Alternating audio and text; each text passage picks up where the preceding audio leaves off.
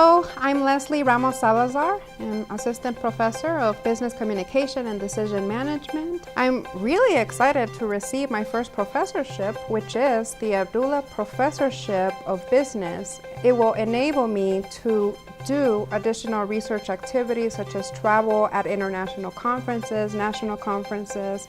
It will also enable me to gather classroom tools such as perhaps an iPad so I could teach my online students better, get a webcam, or gather other resources that will enable me to interact better with my students.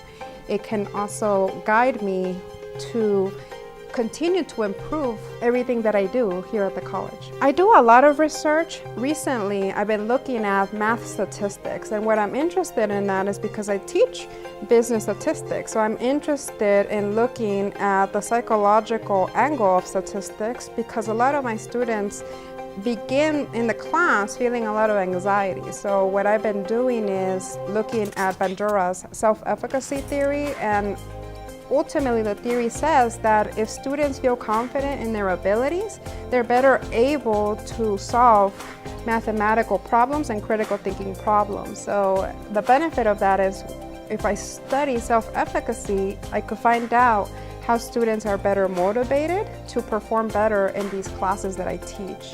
And I've also received a grant by the Association of Business Communication, which will help me to develop this project that focuses on leadership and compassion. So I'm looking at the role of compassion and how it helps leaders become more effective at what they do, and how do they communicate better with compassion with their peers as well as with their subordinates and as well as their clients. I'm really grateful that WT is willing to support professors' academic development and professional development, and that makes us higher quality professors, and that means students here at WT will continue to get the best education that they can. And I feel really grateful that WT has been providing me with that support to allow me to work on more advanced projects, to allow me to travel farther, go to international trips, whereas if I didn't have these resources, I would be